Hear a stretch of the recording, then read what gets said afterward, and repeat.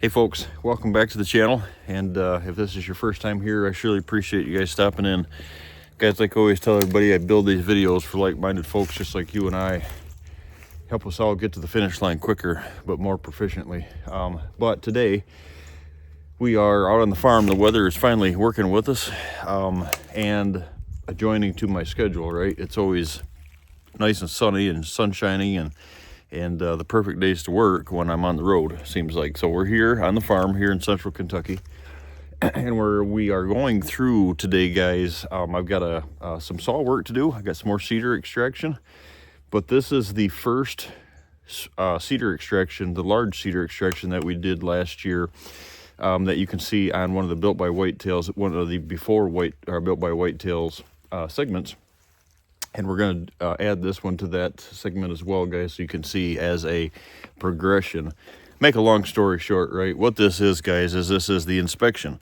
I'm going to walk you through here, and first and foremost, let's start up here. I think a lot of folks don't realize, guys, how quick you can turn a bedding area. That a lot of folks think that, let's just say this, that, you know, a 10-acre chunk of ground that we never go in because it's all cedar or all spruce or something, right? And I get to these properties and I walk in there, and like we have said before, right, it's a barren desert. There's nothing in there. Sadly, they've been hunting around it thinking it's a sanctuary for years, and it's not.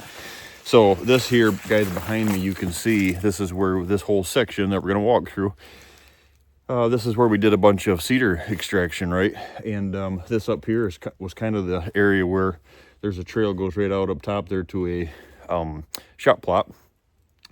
And what this is kind of where all the logs congregated. It's a little more open here. So what I'm going to do is I'm going to actually drop one of these cedars into it just to give it a little more structure, just because it's too open for me. But what I wanted to show you guys is all this regeneration, right? Look at all this regeneration. This is, I have to look at the exact date, but I don't think this is a full year. I think we're like probably 10 months. I think I did the majority of this in like March last year. So maybe 10, 11 months. We're middle of February right now, trying to get some stuff done before I head out to my boys' boot camp graduation. So that's going to be fun, middle of the month here. Yeah, but just look at this. Look at the explosion of growth. Grasses, some native grasses, guys. We've got, I don't like it in my food plots, but we've got Johnson grass, and it just makes it's a native grass, right? It's a warm season grass. I mean, it's free here. We just struggle with it in our fields. But look at all, you can see where the sun in these pockets, guys.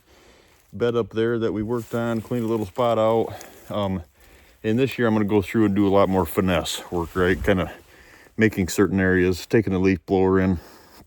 Do you have to do that? No. As I'm looking right here. Now this was a barren desert, guys. I can show you. We'll go for a walk that way. But that, I mean, there was no sunlight in here. And as we're talking,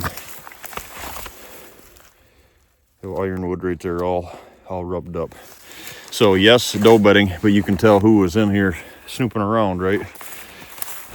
During the rut. So yeah, I mean, sorry for flipping you around here and stuff, guys. My boy is going to be actually working with me this summer, and I can't wait for a lot of reasons. But one, he's going to have the camera in his hand. We're going to be able to do a lot of cool things here. But one of the things I see in here, guys, that I'm not a fan of what's going on, this is this whole inspection process. What do we got, right? This, I don't even want to say it out loud because I don't even want it around here. This Japanese stilt grass.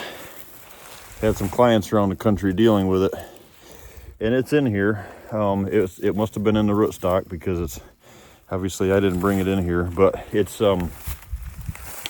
what's happened, guys, is the sunlight, it was in the rootstock, right? The sunlight, and just interrupting that root base just blew it up. But this video, neat bird's nest there, that's kind of cool. This video, guys, is just an inspection, just an update on this. First time I've been in it, right? Like I always say, it's kind of goofy. It's just a weird feeling. It's the first time I've been in here in the season. I don't even get near this thing, right? I'm tippy-toeing around it all fall, and then you get to come in here, and I still don't like running the deer out of it, but yeah, So now we're on the transition on the back side. Let me flip you around here, guys. We'll go for a walk. So this is the back side of the doe bedding, guys. So in this one, what we have is we actually have a trail on the top side up through here, right on the edge, that we're going to put in because of the thermals. So when you're up there hunting on that shot plot, you know, we're hunting this on a wind that's coming out of here, obviously, right? Coming across like that, and I want to be able to take advantage of those thermals. But the reason I've got it right here on the bottom, that's probably just going to be a hand clip trail so they can get on the top of it, which most of it is. But my mulch trail here is on the bottom, guys, for the reason is that shot plot up top, we'll walk you out in that up there, is a PM only situation. I mean, if I got really sneaky and something was making goofy mistakes, I could definitely go in there and get in the back door of it. It's in a half octagon up there that I've got, and get hunt in the morning. But it's for the PM, and what we hunt this in the PM, right, is all these thermals are dropping down through here, and that buck's able to cruise, like I said, on the transition. So let's just go for a walk. I'll show you. This is why I mulch these out, guys. Now this is second year mulching on this, so you can tell the big debris and stuff when you first make it goes away. Just loaded with sign, right? Like I said, first time I've been on it this year. And I mean, you can see the trail from 30 yards away. You can just follow it through here. So looking at the regeneration as we go, right? Kind of looking back up through here now, you can see, and to be honest with you, I might pop a couple more cedars out of here just because I got a little shade pocket up there that I can see. This is pretty shaded. To be honest with you though, it's regenerating very well. I got some red maple you can see popping up in here. Weed out in here. You can see some red maple popping up. This is just, I mean, look at, there's no cedars regrowing in here, right? It's just all hardwood browse, great vegetation. And greenbrier, red maple, looks like I got some ash. But yeah, it's just there's the feeder out there in the field. Our real wood feeders, which is now Wicked Log Company. If you guys are interested, they're up and running. Get hold of Bo. Shout out to Bo and the crew. That's the field and the shot plot. I'll walk out here. This is not where the entrance to the shot plot is, but you can see the half octagon up there on the hill. And the screening is finally kind of given up, but that screening is across here. Shot plot's out in front of it. This is the food plot. Feeder and food plot continues down. So this is all the doe bedding on the back side of it, right? A little corridor. This is an old logging road. I just left it open kind of as a corridor to divide the doe bedding. So separate video I'm gonna do, guys, but you can see the old landowner went in, kind of really mucked it up for hunting anybody else that hunted it before I owned it, but it worked out really good for me. We're gonna touch that in a separate video, but you can see this wall. When they cleared those fields, that's all cedars, and it's just a wall of topsoil and cedars and everything else. So I'm wondering why we're struggling with rebuilding food plots, right? So that's a don't do. But so still on the transition here, you can see it. Look at this. Runs all the way down. And like I was saying, guys, this is a spot right here that I think I'm gonna come in. You know what I think I'm gonna do is have Jared with the mulcher. Jared, or when I got Mark in town with the forestry mulchers there, I'm gonna pop some of these out and open this up a little bit more. You can see how dark it is. You know, got a real good sunlight there. But so this is kind of the tail end of it, guys. It goes out into another shot plot. But a tree fell down here across the transition. We gotta pick up, right? But yeah, I mean, this is what happens. You put that good vegetation up on top of it, and they're able to use it on the same spot that we're able to use it for hunting, you know, thermals and wind. And boy, I tell you, Look at all the vegetation in here. That just wasn't, it was just a barren desert in here right before. It was exactly where we needed it for our hunting strategies. This transition, guys, runs all the way down. So to finish that, it's exactly where we needed it. But it was just nothing, not a lot of steering ability before, right? Because there was nothing for them to scent check, because there was nothing bedding in there. Now, as it gets more habitat correct, right? Like we always say, they don't know what's in it. They just know they have to scent check it. Another rub right there I just seen. So, transition on the back side. Actually had a stand right up here. I'll show you in this old pin oak. I pulled it out. I just didn't use it a lot because it was so tight to the back of the doe bedding. Pulled it out last year and it worked way better. It's actually in that, had it in that oak right there, and pulled it out. But this was a mulch trail. This right here, guys, is a blocker.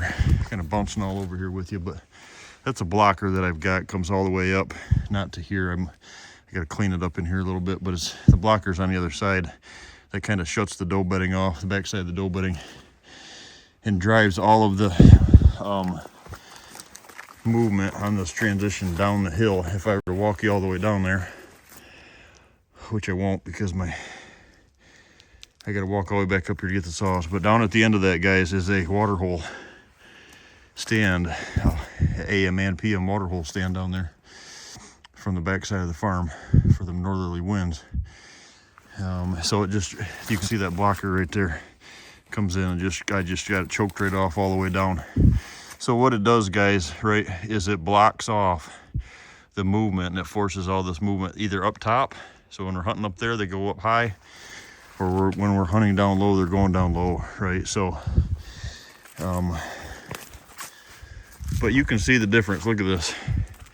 Barren desert in here, no sun compared to over there, right? Sun, sign, all kinds of browse. Got more work to do, but we're gaining. So thanks for coming along with me, guys, on this bedding inspection. This is that cedar extraction, and like I said, just a lot of folks I don't think understand the power when you go in, let daylight in, pull these cedars out, and interrupt a bunch of rootstock, right? What you've really got in here. No need to buy a bunch of, not right now, I probably will in the future just to add to it, but no need to buy a bunch of bush habitat when the good Lord's got it all in here free for us, right? We just gotta kick it in the butt and get it working for us. So thanks for coming along, guys. Real happy with it. Like I said, this big open spot right here, I'm gonna dump a cedar down in it just to break it up a little bit, give it some more structure. But all that sunlight down in here now, and boy, really, this is that corridor I was telling you that goes up the shot plot. Got one of my mineral logs out there in front of the octagon. That's how all that works. So, yeah, it's coming. We're gaining on it. A little more saw work this year, and we'll be able to dress it up. Next part of the cedar extraction is that way further, because you can see it's just a wall of barren desert over there, right? So we'll get to work here, and maybe we'll get lucky and trip on a shed or something. Thanks for tuning in, guys. I appreciate you.